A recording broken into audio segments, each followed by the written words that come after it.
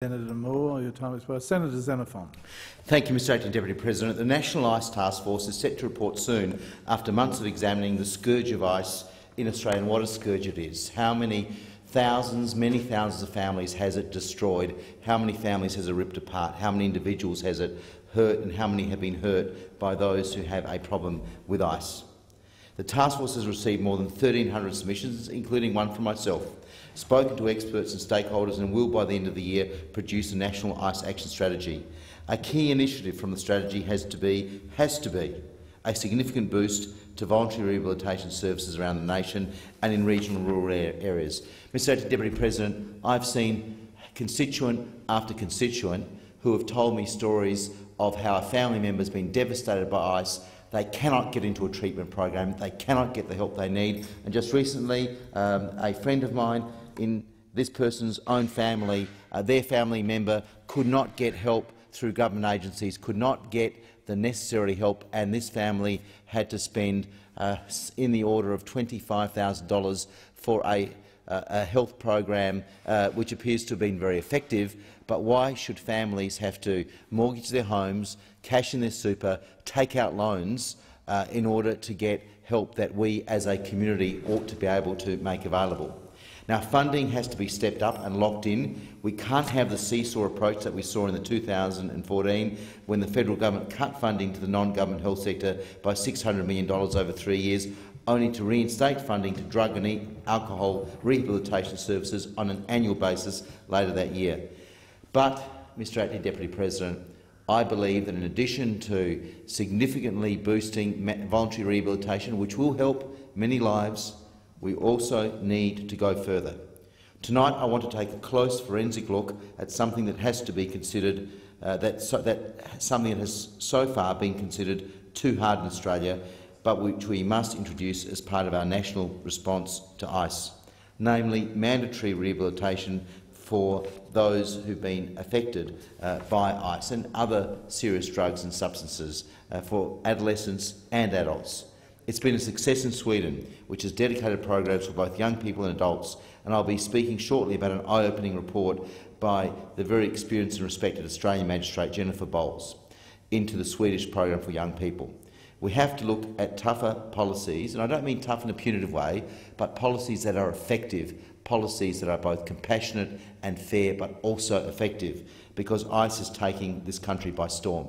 And we also need to take the approach of, if you are a major dealer in heroin, in ice, in other illicit substances, we should be looking at confiscation of all that criminal's assets, not just some of them, and to plough that back into rehabilitation services, because they are so cash-strapped as it is. I met with the parents of young people in the grip of this addiction and with the youngsters themselves. These desperate parents can only watch, seemingly powerless to intervene, as their son or daughter descends into a living hell. And sometimes it's the children that approach me about their parent that has a serious problem with ice.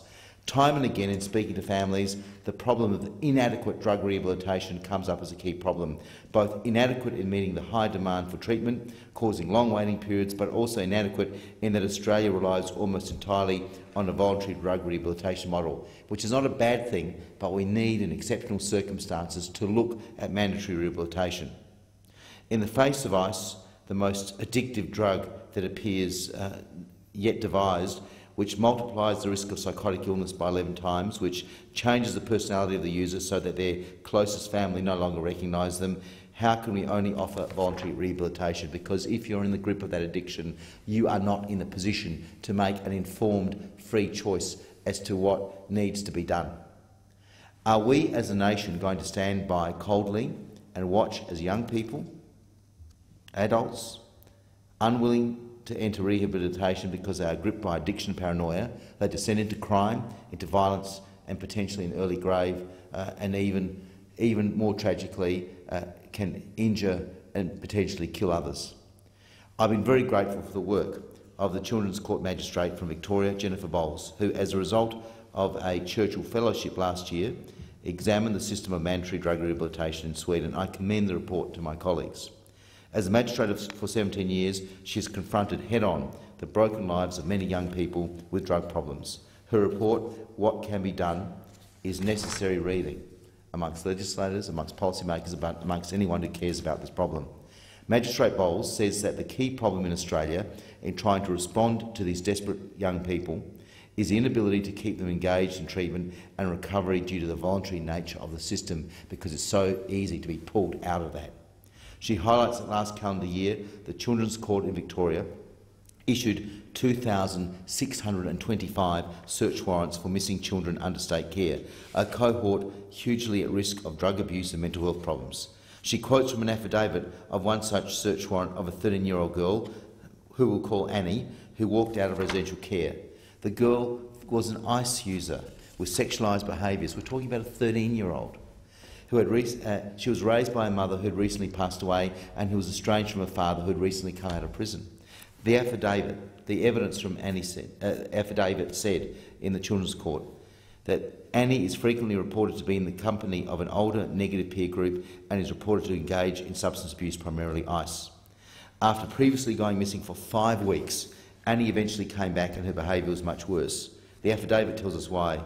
Annie is reported to engage in sexualised behaviours such as sexting, the recipients of which have at times included adult males who have reciprocated. No wonder Magistrate Bowles asks the question, what can be done, because the current system lacks the ability to respond to people like Annie, people who are in danger to themselves.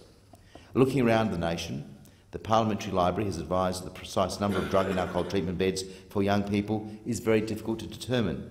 From the sketchy information available, it's fair to say there's very few mandatory drug rehabilitation beds available in Australia. There are 2 programs for adults in New South Wales, one of which is a correctional facility, which is not the way to go forward on this. Do not criminalise this. Do not treat it as though people as criminals. They need help. It is a health issue. And the Northern Territory program has a program in response to alcohol abuse. We are not going down the right path on this. While mandatory rehabilitation isn't appropriate in a range of circumstances, it's the last best hope for many young people, as Magistrate Bowles reports. And I believe the lessons from Magistrate Bowles' report can and should be applied to adults, as also happens in Sweden. Under the heading of dealing with the crystal methamphetamine ice scourge, urgent need for a change of approach, this very experienced magistrate says the lifestyles these young people are living mean that the chances that they will attend or regularly attend treatment are minimal. Given the complex reasons for their drug and alcohol mental health issues, the treatment model of receiving 1 session with a psychologist or a counsellor for perhaps 1 hour each week and then returning to their lives is deeply flawed. There is an urgent need to look at these issues, says the magistrate, and to consider what can be done to intervene and break the existing dire situation. The key word here is intervene, because that is what is necessary for many young people and adults in the grip of ice. The contrast between Australia and the approach of Sweden could not be starker. It is a last resort in Sweden, but the fact that it exists there, the fact that you know that if nothing else works, you can actually have an option of that, I think plays a major cultural role in dealing with the drug problem there. Sweden has 491 secure beds for adolescents, a rate of 51 beds per million of Sweden's population. All of these young people receive therapeutic treatment as required, and it's intensive, it is well funded, it works. By comparison, Magistrate Bowles says Victoria has only 20 secure beds for adolescents, not including youth justice beds, a rate of 3.5 beds per million of population. So Sweden has 14 times the capacity for mandatory treatment of young people than Victoria per capita. But Magistrate Bowles says the Victorian system limits stays to 21 days, and I think in other states it's even worse than that, setting up a revolving door of young people who can't stay long enough to receive effective therapeutic treatment. Sweden's secure rehabilitation homes, or SIS for short, are used as a last resort. They account for only 3% of state intervention in the lives of young people after the failure of foster care and residential care to curb or control substance abuse and psychological issues. But they are there. It is secure, it is well funded, it is treated as a health problem.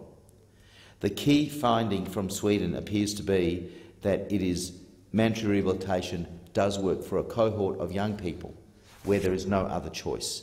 It gives us that safety net to give them the help that is needed. Expert practitioners told Magistrate Bowles that without mandatory treatment, the outcomes for these young people would be much, much worse. And it's my understanding that the level of substance abuse, particularly for ice, for heroin, for a range of other drugs in Sweden, is dramatically lower than it is here in Australia. Mr Acting Deputy President, we must must do much more to help those addicted to the scourge of vice. As a community, we must go down a new Senator path. Xenophon. Your time has expired, and at that the Senate stands adjourned and will meet again tomorrow at 9:30 a.m.